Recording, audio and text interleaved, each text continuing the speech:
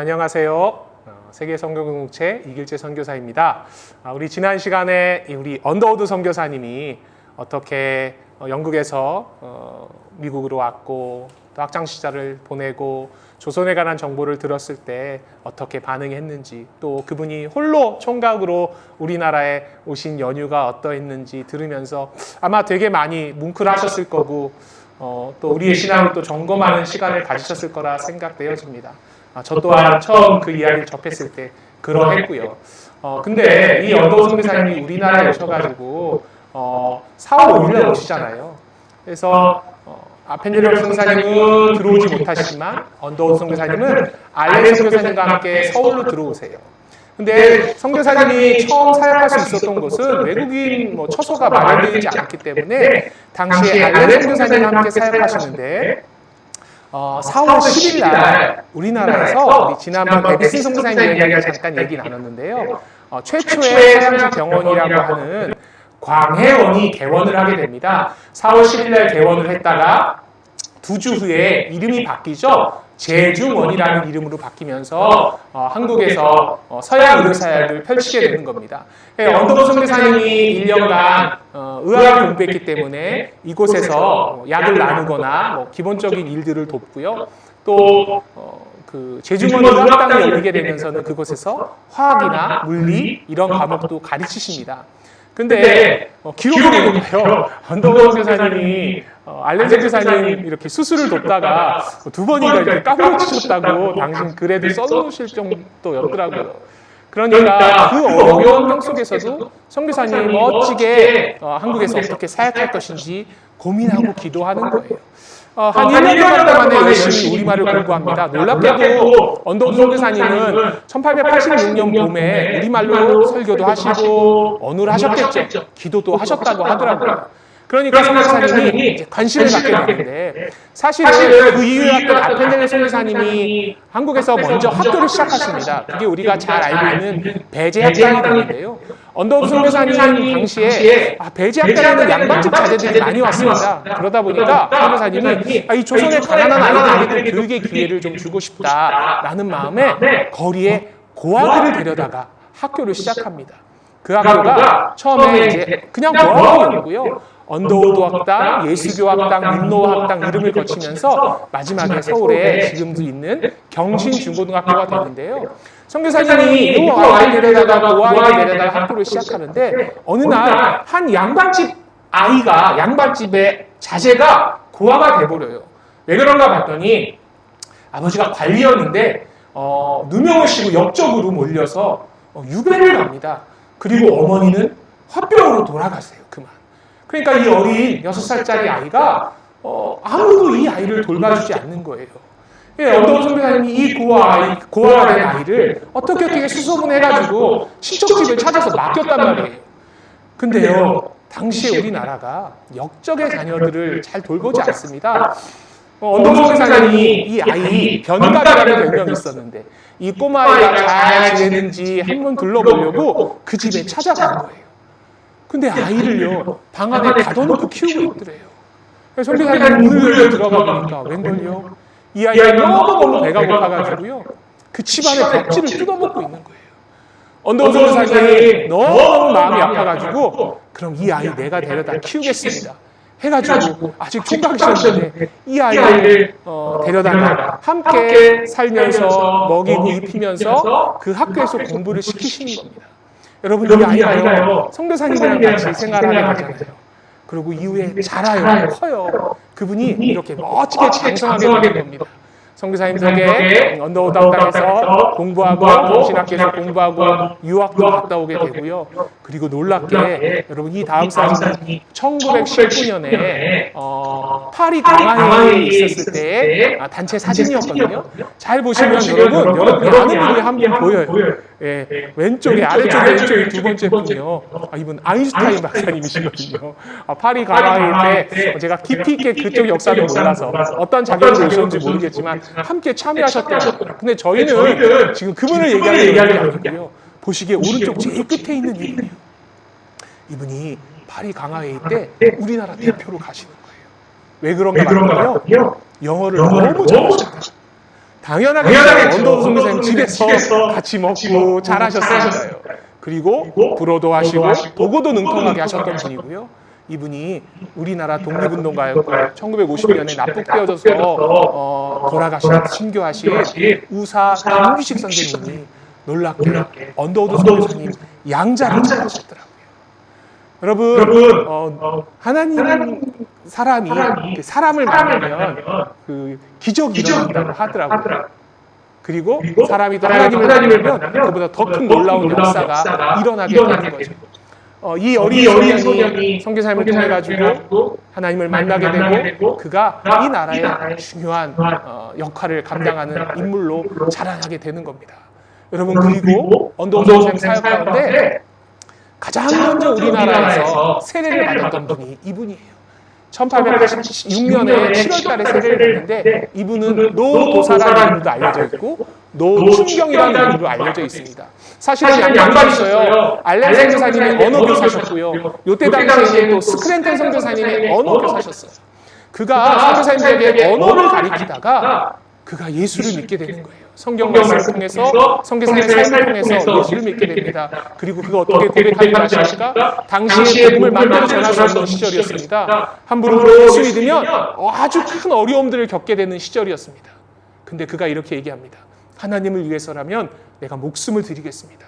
사실은 이때 당시에 존 헤론 선교사님 집에서 예배드리면서 몰래 세례를 줍니다.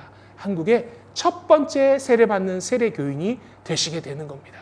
그 이후에 그 이듬해 황해도 소래에 있었던 성도 3명이 우리가 알고 있는 서상윤 이런 분들과 함께 3명이 서울에 와서 또 세례를 받게 되면서 조금씩 한국의 교인들이 생기게 되는 겁니다. 여러분, 선교사님이 오셔가지고 처음 꿈꿨던 것 중에 하나가 이후에 언더우드 선교사의 보고인데요. 이렇게 글을 쓰셨더라고요. 선교사들은 이 나라에 처음 도착했을 때부터 하루빨리 성경을 번역할 필요성을 절실히 느꼈다. 이들은 사람들과 직접 대화를 나누기 위해 한국어 배우기를 열망하는 동시에 이들의 마음속에는 하나님의 말씀을 한국어로 번역해야겠다는 생각이 뜨겁게 자리 잡고 있었다. 그러니까 선교사님들의 모습이 이와 같았다라는 거죠. 여러분, 이렇게 열심히 이 선교사님들이 쪽복음으로 해가지고 성경을 번역합니다. 그리고 결국 1906년에 신약 성경이 번역되고요. 이분들은 성경번역위원회에세요. 이렇게 가운데 계신 분이 언더우드 선교사님이시고요. 보기에 좌측에 계신 분이 레이놀즈 선교사님, 우측에 계신 분이 제임스 스캇 게일이라는 분이고요. 제일 끝에는 존슨이라는 선교사님이세요. 그렇게 한국인 조사들과 함께 열심히 성경 번역을 하시게 됩니다. 그래서 아까 말씀드렸던 것처럼 1906년에 신약전서가 번역되고요. 1911년에는 구약전서가 완역되게 되면서 우리나라 사람들이 성경을 보게 되는 거고요. 이 성경을 배경으로 지금 우리가 쓰는 성경까지 조금씩 번역이 조금씩 변화되면서 지금까지 오게 되는 거죠. 근데 제가 이 역사를 연구하다 보니까 이 성경이 완역돼서 출간된 해가 참 의미가 있더라고요. 여러분, 1905년에 우리나라는 을사늑약이 체결되면서 실제적으로 나라의 주권을 빼앗깁니다. 많이 혼란스러운 시대였는데 그때 교회가 하나 될 수 있었고 기도할 수 있었던 것 가운데 말씀이 있었던 거죠. 이듬해 성경이 번역되면서요. 그리고 1910년에는 일본에 의해서 강제 병탄 조약이 맺어지게 됩니다. 그런데 그 다음에 구약 성경이 완역되면서 우리나라 사람들이 그 느헤미야서를 읽고 스가랴서를 읽고 학개서를 읽으면서 다시 이스라엘이 회복되는 것처럼 이 나라가 회복되는 것을 꿈꿀 수 있게 되는 놀라운 역사가 이곳 가운데 있는 겁니다. 네, 이렇게 말씀이 바로바로 세워지게 되니까요. 선교사님이 이제 교회도 개척하시게 되는 거죠. 사실은 예배를 먼저 드렸었는데요. 14명의 신자들과 함께 또 2명의 장로님이 세워지게 되면서 우리나라 최초의 조직교회였던 정동교회, 지금의 세문안교회가 세워지게 되는 겁니다. 그 기록들을 남겨놓으셨어요. 한번 보시겠습니까? 이곳 사업은 우리가 예상했던 것보다 훨씬 빠르게 진척되고 있습니다. 지난 9월 27일 화요일 저녁에 14명의 교인들로서 조선 땅에서 첫 번째 교회 조직을 완료했습니다. 지난 주일에는 교인 한 사람이 더 증가됐습니다. 남쪽에서 북쪽에서 서쪽에서 날더러 세례해달라고 아우성입니다. 하지만 가르치는 일에 매여 그들에게 갈 수 없습니다. 이게 선교 보고였습니다. 여러분, 우리가 잘못 생각하는 것 중에 하나가 선교사님 오셨으니까 갑자기 막 수십 명의 사람들이 모였을 거라고 생각하시는 경우가 참 많습니다. 근데 그렇지 않습니다. 여기 글에 있지 않습니까? 한 사람이 더 온 것 때문에 너무너무 감격해 하시는 거예요. 그리고 너무 바쁘셔서 남쪽에서 북쪽에서 서쪽에서 사방에서 오라고 하는데 갈 수 없었다라고 기록해 놓으셨던 거죠. 여러분, 이 선교사님께서요, 이렇게 사역하시는 중간에 사실은 홀로 오셨잖아요. 그래서 우리나라에서 아주 귀한 분을 만나게 되시는데 그 만남의 스토리가 한편으로는 우습기도 하고 한편으로는 마음이 아프기도 합니다. 그게 뭔가 봤더니요, 우리나라 그 딘스모어라는 공사가 우리나라 관리한테 이 편지를 보낸 건데요. 이렇게 빨갛게 쳐져 있는 데를 제가 보시면 잘 보실 수 있는데 이렇게 번역해 보면 이렇게 되어 있습니다. 외국인들이 어린아이들을 잡아다가 삶아먹고 쪄먹는다는 이상한 소문이 돌고 있습니다. 이것 좀 멈추게 해주십시오. 이건 거짓 소문입니다. 라는 것을 이제 서신으로 보냈던 거죠. 당시에 우리나라에 영유아 유기소동이라는 이상한 소문이 돌기 시작했습니다. 여러분, 이 영유아 유기소동이 뭔가 하면요, 바로 이 글이에요. 당시에 10명이 태어나면 5명이 어린아이들이 영유아기 때 죽던 시절이었거든요. 그러니까 많은 아이들이 죽어가니까 당시에 서양 선교사들 또 서구 문화에 대한 반감이 있었던 조선인들이 소문을 퍼뜨렸던 거죠. 서양 사람들 가까이 가면 잡혀간다. 잡아가서 우리 아이들을 삶아먹고 쪄먹는다. 또 죽이기 전에는 그 눈알을 빼가지고 제가 지금 그 기계 앞에 있는데 그 카메라에 집어넣는다라는 거예요. 왜냐하면 저 기계를 들고 다니면서 찍으면 뭐가 막 나오니까 그 안에 안구가 들어갔다라고 생각했던 거죠. 여러분, 이 소문이 도니까요, 선교사님들에게 정말로 돌이 날아들고 힘들고 어려운 시절을 보냅니다. 여러분, 근데요, 그때 당시에 이게 서울의 이 정동 지역의 지도거든요. 제가 이렇게 보여드린 이 빨간 데가 보시면 이화학당, 배재학당이 있는 곳이니까 지금 정동에 덕수궁 돌담길이 있는 선교사님들이 살았던 곳이에요. 그리고 언더우드 선교사님이 사역했던 제중원은 지금의 안국동에 있는 헌법재판소 있는 곳에 자리하고 있거든요. 이게 직선거리로 한 3km 정도 됩니다. 그럼 언더우드 선교사님이 제중원에서 사역을 하셨으니까 아침에 저렇게 걸어서 출근을 하셔야 되는 거예요. 근데 당시에 제중원에 한 명의 여의사가 있었어요. 그때 왔던 여의사가 릴리아스 홀튼이라는 여의사였습니다. 다른 분들도 다 제중원 중심으로 사역을 하고 있는데 이 여의사가 출근을 해야 되잖아요. 아침에 일하러 사역하러 가셔야 되니까. 돌은 날아들고. 근데 선배 선교사님들은 다 결혼해서 오셨잖아요. 그러니까 언더우드 선교사님한테 선교사님이 총각이니까 또 미국 또 영국 신사였고요. 원래 출신이. 이 매너란 게 있지 않습니까? 제가 영국에서 잠깐 선교훈련을 받았는데요. 제가 정말 너무 기억에 남는 장면이 있어요. 영국 신사 하잖아요. 제가 영국에서 한 달 동안 선교훈련을 받을 때 영국의 유치원 아이들이 이렇게 유치원 가고 학교 가는 모습을 봤는데 노란 스쿨버스에서 내린 영국 꼬마 아이가 그 여자 꼬마아이를 위해서 이렇게 문을 열어주는 모습을 제가 봤었어요. 10년도 더 된 이야기이긴 하지만 여러분, 우리는 꼬마아이가 그러면 막 손가락질 할 건데 그 나라에서는 아무렇지도 않더라고요. 그게 문화였던 거죠. 레이디 퍼스트 문화가 있었던 거고요. 그러니까 언더우드 선교사님이 이 선교사님 에스코트해서 출퇴근하는 거예요. 같이 제중원에서 일했으니까 아침에 출근 같이 하고 아침에 퇴근 같이 하고 그런 기록은 없지만 제 생각에 돌이 날아들면 돌을 맞기도 했었을 거예요. 여러분, 놀라운 일이 일어나요. 이 여의사가 언더우드 선교사님한테 청혼을 합니다. 그래서 이 두 분이 한국에서 결혼하게 되는 겁니다.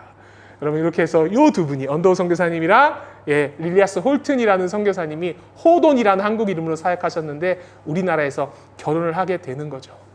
여러분, 선교지에서는 놀라운 일이 일어납니다. 더 놀라운 일이 뭐였냐 봤더니요, 이 선교사님이 릴리아스 홀튼 선교사님이 8살 연상이셨더라고요. 그러니까 38에 30살 총각이랑 이렇게 결혼을 하게 되는 거죠. 사실은 저도 37살까지 선교지에서 결혼을 못했거든요. 감사하게 사랑하는 제 아내가 선교지에 훈련받으러 왔다가 저에게 청혼을 해줘가지고 제가 결혼을 했고요. 역시 저 아내도 연상입니다. 여러분, 주변에 결혼 못하는 분들 계시면 빨리 선교지로 보내십시오. 그러면 진짜 속히 놀라운 일이 일어나게 됩니다. 이렇게 결혼을 하시게 되는데 이 릴리아스 홀튼 선교사님이 한국에서 사역하면서 늘 마음에 아쉬움이 있었어요. 그게요, 뭔가 봤더니요, 이분들이 1888년에 결혼을 하시거든요. 그래서 89년에 3월 13일 날 결혼을 하세요. 결혼을 하셔가지고 신혼여행을 가시는데 릴리아 솔튼 선교사님 마음에 늘 아셨던 게 뭐냐면 남편 선교사님은 계속해서 지방으로 조선 곳곳을 다니면서 전도여행을 다니는데 여성은 사대문밖에 못 나가게 하고 규제가 너무 심했거든요. 그래서 자기가 주치였으니까요. 명성황후에게 이렇게 얘기하는 거예요. 우리나라에는 허니문 제도가 있습니다. 우리는 결혼하면 신혼여행을 가야 됩니다. 그래서 2달간의 통행증을 얻어가지고요. 비자 받아가지고 이분들이 신혼여행을 갑니다. 근데 2달 동안 신혼여행을 어디로 가지는지 아십니까? 이게 신혼여행이 아닌 거죠. 저 위쪽 평안도 쪽에 강계 거쳐서, 평양 거쳐서, 우주 거쳐서 2달 동안 저 서북 지역, 또 이 북쪽 지역을 다 다니면서 복음을 전하셨던 거예요. 한 분은 말씀 사역자였고 한 분은 의사 선생님이었으니까요. 가는 곳곳마다 복음을 전하는데 이분들이 우주의 압록강 지역에 도착했었을 때 그 소문이 퍼졌던 거예요. 여러분 아까 그 편지 기억나십니까? 동쪽에서 서쪽에서 곳곳에서 이곳에 와서 우리 좀 세례 좀 주세요. 여러분 평안도 지역의 우주 국경 밖에 존 로스라는 선교사님 때문에 이미 벌써 평안도 사투리로 쪽복음들이 번영되어 있었고요. 그들이 그 성경책을 보면서 예수를 믿게 되니까 우주 접경지에 있었던 신앙인들이 세례받겠다고 나온 겁니다. 근데 언더우드 선교사님 내외가 신혼여행을 떠날 때 조선정부랑 또 미국 공사관이랑 약속한 게 있습니다. 절대 밖에서는 외부에서 복음 전하는 일들은 하지 않기로 약속하고 갔던 거거든요. 근데 100여 명의 사람이 세례받겠다고. 여러분 당시에 세례받겠다고 그렇게 나오는 거는 내가 목숨을 걸고 나오는 일이거든요. 근데 언더우드 선교사님 내외는 세례를 줄 수 없는 약속을 했었으니까 두 분이 기도하며 고민하는데 하나님이 지혜를 주셨어요. 그래서 그 100명을 세례 문답을 합니다. 그리고 바른 신앙을 갖고 있었던 33명의 사람을 뽑아서 배를 하나 구해가지고요. 그분들을 배에 태워서 압록강을 건너가는 거예요. 그리고 압록강 건너가면은 그곳은 중국 땅이 되는 거잖아요. 그래서 그 중국 땅에서 그 33명에게 세례를 주는 놀라운 초기의 한국 기독교 역사가 또 그분들의 그 아름다운 선교 여정 가운데 자리 잡고 있었던 거죠. 여러분이 언더우드 선교사님이 그렇게 많은 조선인의 믿음의 새로운 생명들을 씨앗들을 열매들을 맺어가는 중간에 하나님께서 선교사님 가문에 또 귀한 생명을 주세요. 그분의 이름은 어머니와 아빠의 이름을 앞에 이니셜을 다 땄어요. 호레스 홀튼 언더우드 해가지고 원한경이라는 어린 아들이 1890년에 이 땅 가운데서 태어나게 됩니다. 이렇게 선교사님의 초기 사역은 학교 사역, 또 교회 사역, 또 말씀 사역, 성경 번역하는 사역, 그리고 사람들을 만나 생명을 살리는 그러한 사역 가운데 자신의 삶을 다 드렸던 언더우드 선교사님입니다. 이제 우리 다음 시간에는 그 가족들의 이야기도 조금 하면서 또 선교사님의 중요한 사역 가운데 하나였던 교육 사역에 관한 이야기 나누려고 합니다. 네, 다음 시간에 다음 영상에 다시 뵙도록 하겠습니다. 감사합니다.